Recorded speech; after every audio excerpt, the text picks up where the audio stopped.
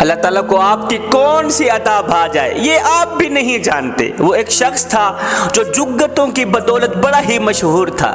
ایک دوسرے کو ہنسانے کی بدولت بڑا ہی مشہور تھا۔ ایک دن یہ جگتی شخص اپنے مرشد کریم کے پاس آیا، کہنے لگا مرشد مجھے حج پہ جانے کا بڑا ہی شوق ہے، آپ کرم نوازی کریں مجھے حج پہ بھیج۔ مرشد کریم نے فرمایا اور تو نے وہاں جا کر کیا کرنا ہے، تیرا کیا کام حج پہ، تو نے وہاں جا کر یہی جگتیں مارنی، تو نے عبادت وغیرہ تو وہاں کرنی نہیں، اللہ اللہ تو نے کرنی نہیں، تو نے یہی جگتیں مارنی ہے، ایک دوسرے کو ہنسانا ہے، ایک دوسرے کی نیکیاں خراب کرنی ہے، اور تو نے کیا کرنا ہے۔ رو کر کہنے لگا مرشد میں حلف نامہ دیتا ہوں، حلف نامے پہ لکھ کے دیتا ہوں، سائن کر کے دیتا ہوں، میں وہاں جا کر کوئی جگتیں نہیں ماروں گا، میں توبہ کروں گا، میں نمازیں پڑھوں گا، میں اللہ اللہ کروں گا، اللہ کو راضی کرنے کے لیے جا رہا ہوں، میں تمام مریدوں کے سامنے وعدہ لیتا ہوں، وعدہ کرتا ہوں کہ میں وہاں جا کر کوئی جگتیں کوئی مزاحیہ کام نہیں کروں گا۔ مرشد کریم نے اجازت دے دی، اپنے مریدوں کے ساتھ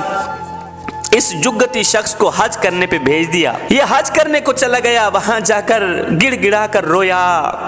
توبہ کی، نمازیں پڑھتا رہا، اللہ اللہ کرتا رہا، عبادت پہ زور دیا کیونکہ مرشد سے وعدہ بھی تو لیا ہوا تھا۔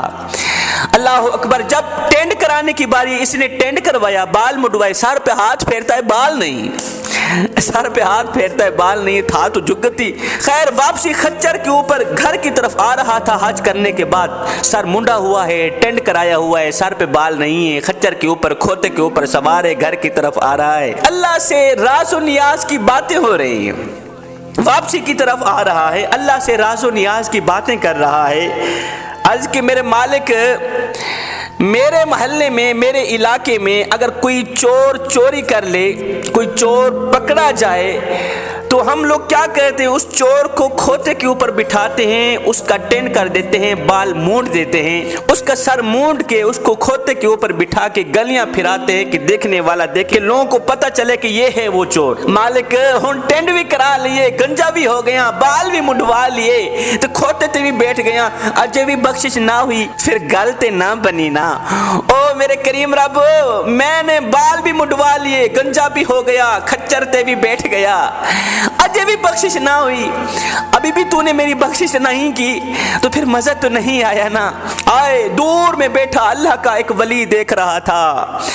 اللہ کا ولی دیکھ رہا تھا، ساتھ میں بیٹھنے والے شخص سے پوچھا یہ شخص کون آ رہا ہے؟ اس نے کہا یہ جگتوں میں بڑا ہی مشہور ہے۔ کہا چپ چپ چپ، خاموش ہو جا،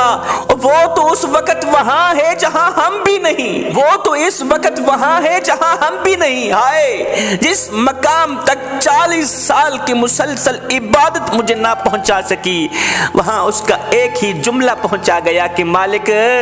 ہن ٹینڈ بھی کرا لیے،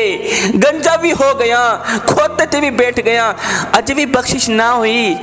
پھر غلط نہ بنی نا۔ اللہ کے ولی نے ساتھ میں بیٹھے ہوئے شخص سے کہا خاموش ہو جا، وہ اس وقت وہاں ہے جہاں ہم بھی نہیں، میں دیکھ رہا ہوں، وہ اللہ سے مانگتا چلا جا رہا ہے، اللہ اسے دیتا چلا جا رہا ہے، وہ اللہ سے بخشش مانگ رہا ہے، اللہ اسے بخش رہا ہے۔ جوانو، اللہ تعالیٰ کو آپ کی کب اور کون سی عطا بھا جائے یہ آپ بھی نہیں جانتے، اس لیے ہر وقت ہر گھڑی اس سے مانگے، اپنی زبان سے، اپنے انداز سے، کیونکہ وہ سب زبانیں سمجھتا ہے، وہ سب انداز سمجھتا ہے، وہ سب زبانیں جانتا ہے، وہ سب انداز جانتا ہے۔